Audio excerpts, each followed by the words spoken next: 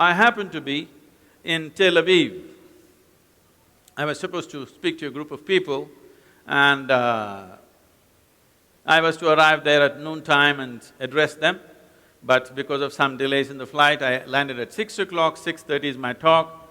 This is 30 years of Isha.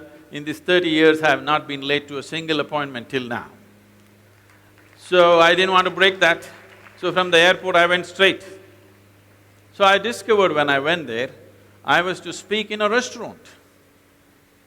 You eat in a restaurant Some restaurants are famous for food, some are famous for the ambience that they set, but some are famous for the conversations that happen in the restaurant. So, it seems in Tel Aviv, the most intelligent conversations happened in this restaurant and not in the parliament. I went there, people were greeting me and one man came and said, "Shalom." I said, "What does that mean?" He said, "This means, this is the highest way of greeting."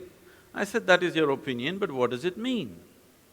He said, "It means peace. This is the highest way of greeting." I said, "Why would peace be the highest way of greeting unless you're born in Middle East? In South India, if somebody comes up to me in the morning and says peace, I will ask him, what's wrong with you? Whatever you're deprived of becomes the highest thing. If you're deprived of food, that becomes the highest thing. If you're deprived of love, that becomes the highest thing. If all these things are taken care of, one thing that a human being will always long for is to be free from everything. To be free essentially means to move from a compulsive nature of existence to a conscious nature of existence. This is what is needed right now in our country as a nation. We evolved a system as to how to develop an individual human being. We never evolved a system as to how to develop a society. This system we called as Samskriti. Today, this word is being dismissed as culture. It is not culture. Sam means equanimous, kriti means to do. To do life in an equanimous manner. Another meaning for some is exuberance, another meaning for some is well. To do your life in an equanimous way, in an exuberant way, and doing it well. If you do this, everything around you will be okay. Today we are trying to impose moral codes upon our society. You need to understand, India is a society without morality because we always relied on stirring up our humanity rather than depending upon the morality. The morality of one person is an obscenity for another person. So we always had means and ways and tools as to how to stir up the humanity within us, and that humanity has been the basis of this nation.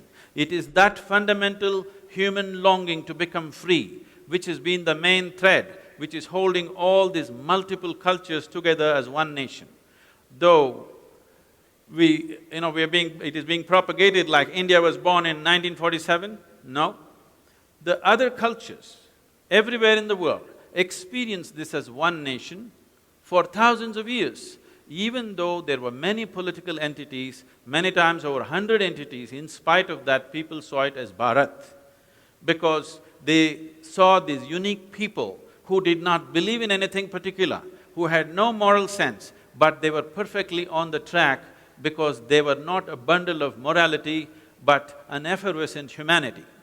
This has to be brought back into India because when you are a seeker, you are not in collision with anybody.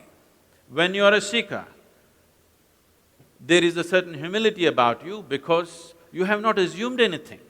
You can become a seeker only when you realize the immensity of I do not know.